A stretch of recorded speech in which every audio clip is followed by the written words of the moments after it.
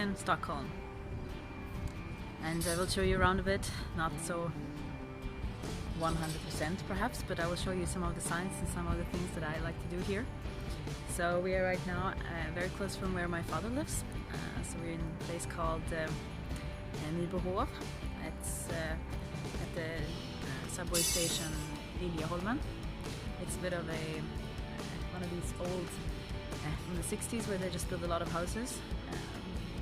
But it has a beautiful view. So behind me you can see the entire town or the entire city of Stockholm. This is the place to be at New Year's Eve when there are fires going around. They're now rebuilding or building houses here, so I'm not sure how long this will stay, but this is the way it is right now. So let's go downtown and see what we find.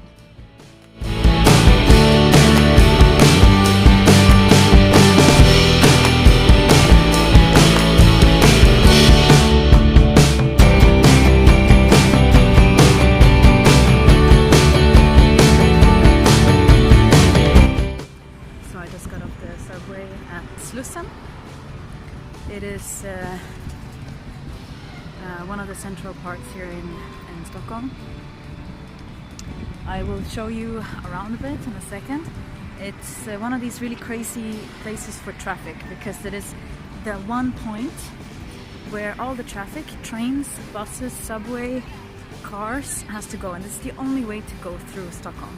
So Stockholm is built on an archipelago, which means that there's just basically tons and tons of islands that connects and constitute Stockholm. So in order to cross them, you need to cross the bridges. And Slussen is one of these, like the place where everything sort of collapses. So basically what we're looking at now, so behind me you can see that they're actually rebuilding. And they have been doing this for something like 30 years. Making one construction, realizing, hey, this doesn't actually hold for all the traffic that needs to be done. So now they're redoing it again with some new solution to how to redirect all the traffic. So we'll see how this goes this time. Showing you the sites from Slussen turned out to be quite complicated because they've built like an entire wall against around the entire place. So we just walk into Old Town instead, or the island, which is called Old Town. It stretches further than this, but this is Old Town. So it's also actually quite interesting because if you have seen Miyazaki's Kitty Delivery Service, it's actually inspired by just this part. So let's see if we can see something. This is one of the fancier restaurants in Old Town. It is famous because it's run by the Swedish Academy. It's kind of their place. It's fairly expensive. So, I mean, the problem with being in Stockholm is that everything is expensive, especially if you go to the Old Town or the tourist centers somehow.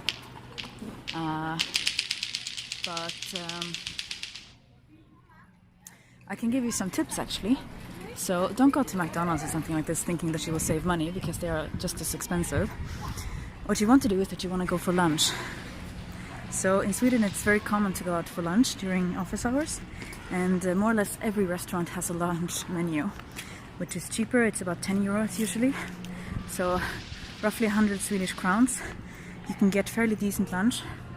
Often includes coffee and bread and salad, and it's just much more worth the money.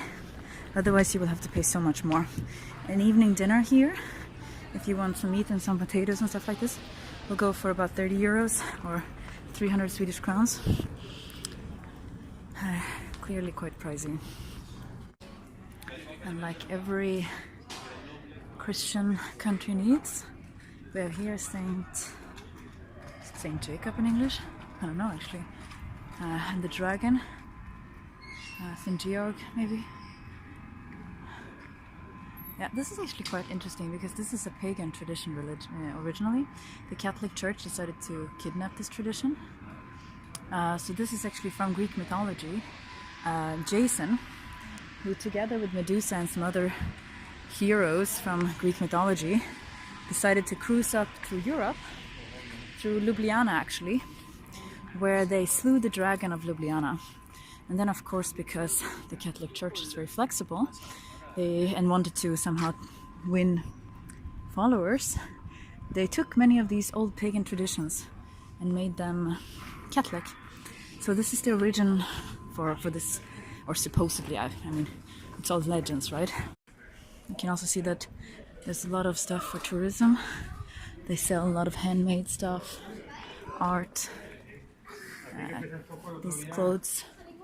Very fancy. It's very expensive here, very, very expensive.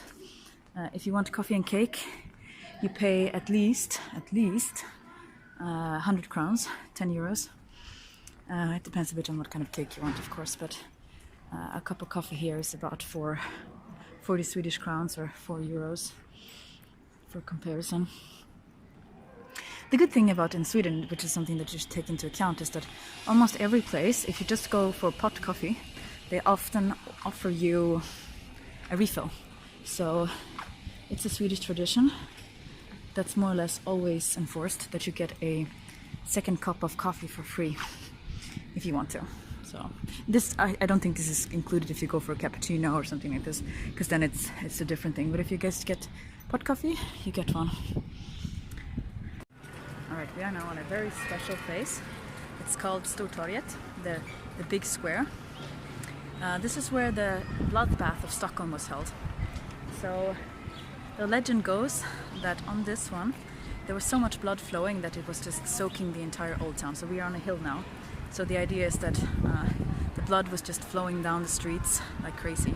And behind me you see two very special houses. The red one and the yellow one. So basically the red one has these little squares in them around the windows. For each square around the windows, a head flow. This is where a lot of noblemen, died, because it was all about the nobles, right? So I'll give you a history lesson of this later when I read up on it, because now I'm a bit rusty on my Swedish history.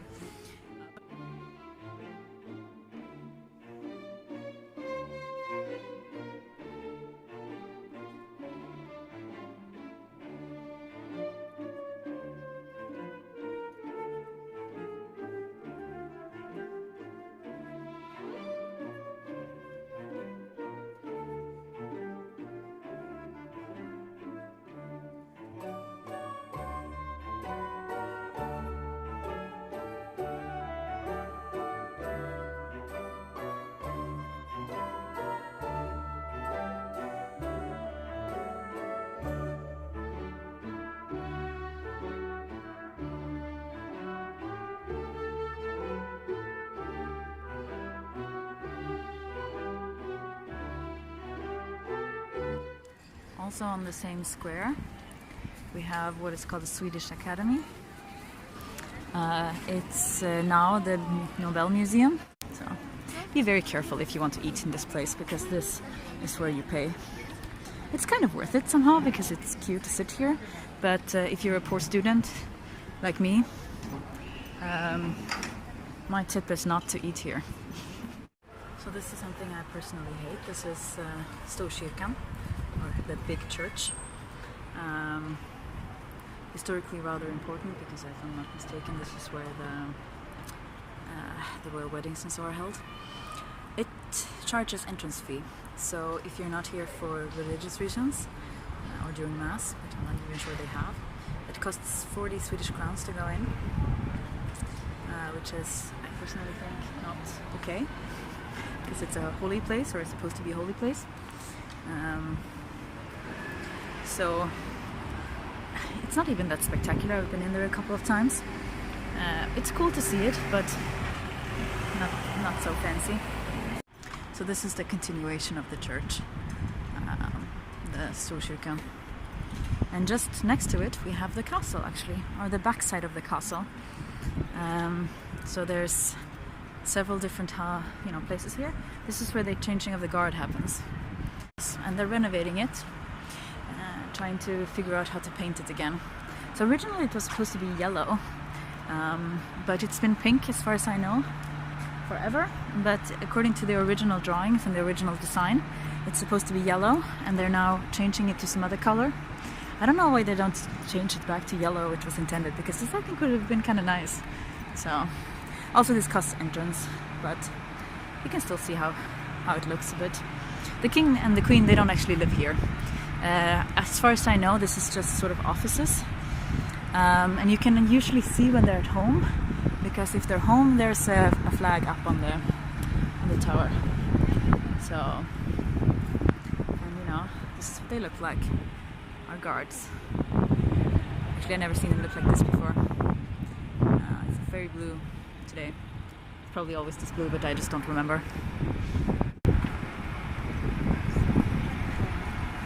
It's a bit strange to be a tourist in your sort of hometown, because in a way you know so much, but at the same time you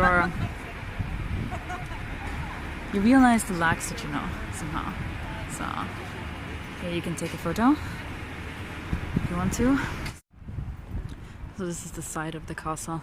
It's actually, if I'm not mistaken, I think it's the Europe's biggest castle. Yeah, it's not very pretty. It's kind of boring. It's like blocks. But I think that it's the biggest. You know, we have some issues with the size, probably. And as you can see, we're reaching the water soon, to just demonstrate how this is an archipelago. So we're just next to the big castle. Here we have the Swedish riksdag, which is the different kind of governmental buildings and so on. It's still in use. This is where they do it. In front of us is the government. In this little corner building here. This one. There's some ball where they make decisions and screw up our world.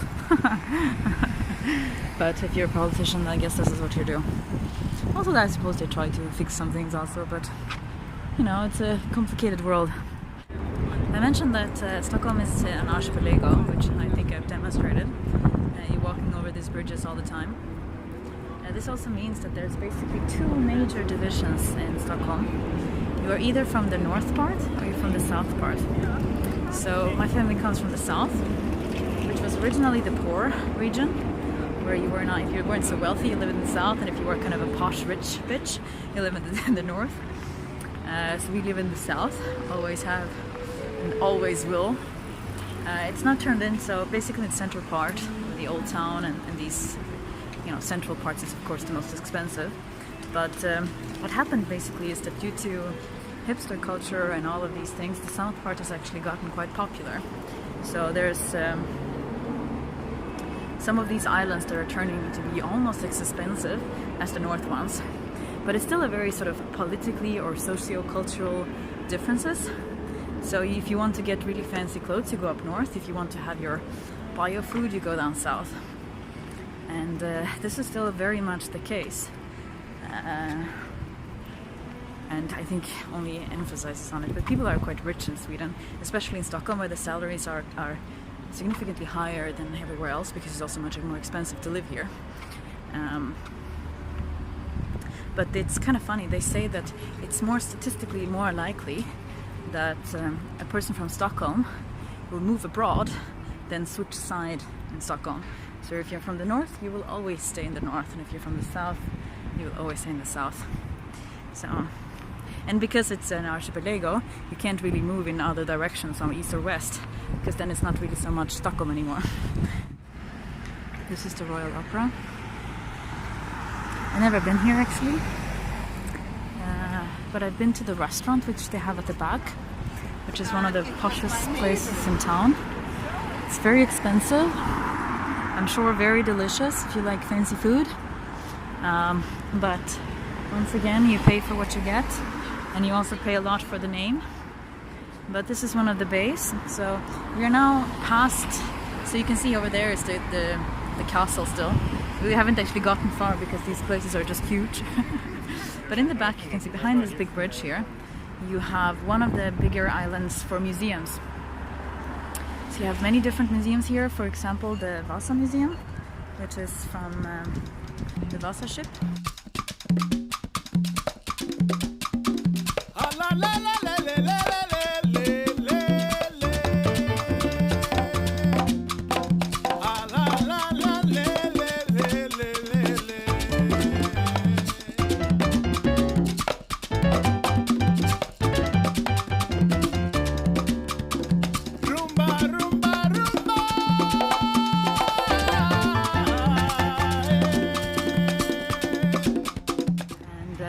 right in front of us in this pink house.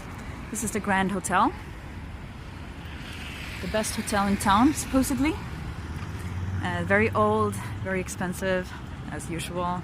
Next to it, you see some green flags, maybe, or some green parasols. This is the... I'm not exactly sure what the shortening is for, but it's basically the Royal something hobbyist for cars. So the king is a member because he's an enthusiast for old fancy cars. And yeah, this is basically the most expensive area in town. It's Strandvägen, if you just turn over there, and it's super duper expensive. But we are gonna turn here instead. I'll take you there some other time. So this statue is a bit special. This is King Carl XII, which is, if you know anything about history, the biggest warrior king we had. He was one of the ones that, or the one, that wanted to somehow take over the world. And almost did, kind of. Until, of course, he went into Russia. And it was really, really cold winter. And basically what happened was that the Russians keep just backing. They just kept backing up and backing up. And what happened was that the Swedish army just died and died of cold. The Russians burned their villages and they just moved back and back. And the Swedish army starved and froze to death. So that's so much for glory. However, this is a very important point for many people who have extreme opinions of political opinions somehow. You can see he's pointing towards Russia in some sort of defeat. And every year, on some sort of anniversary, I don't know, I'm not interested in these things, they gather here as a sort of tribute to Swedish domination or some bullshit like that.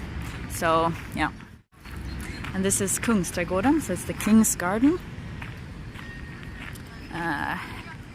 It's the place to go ice skating in the winter. They make a ring here. They have sometimes, you know, city festivals here. It's quite a nice place. So, I just noticed. You see the flags up? This means that the king is home. Yeah, or not at home, but he's at work. Yeah, can see that. We are less than 500 meters from His Royal Highness Kung Carl Gustaf.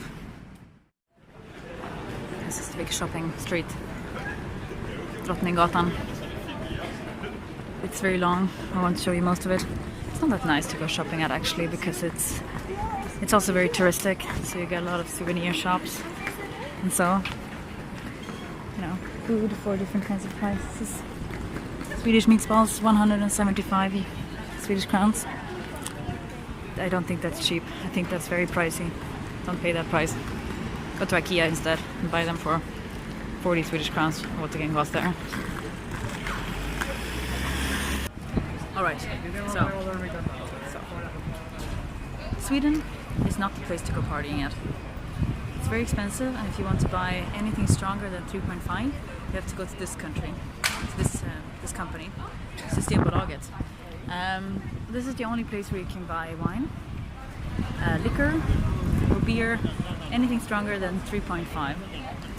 Because they have a monopoly, so it's governmentally owned. They have a monopoly of liquor. They close early, so go there if you want to buy alcohol. It's also very pricey because we have an alcohol tax, which is quite steep compared to basically anywhere else. So basically don't go to Sweden if you want to go for partying. There's a lot of party to do, but it's gonna cost you loads. This is where you end up if you go out from the train station on T-centralen with the subway in one of the directions. It's famous because it's called platon. This is where you get all your illegal substances, but don't do that because it's illegal, of course. But it's kind of a shady place in the evening, so watch out for that. This, of course, is one of the bigger museums, which is quite nice. And it also has a restaurant at the top, which is not nice because of its food, but because of the view. And it's also quite affordable, so it's worth a look if you're here. This was a highly random and innovated, completely spontaneous and yeah, crazy walk downtown. I showed you some of the sights. Hopefully you find that fun enough.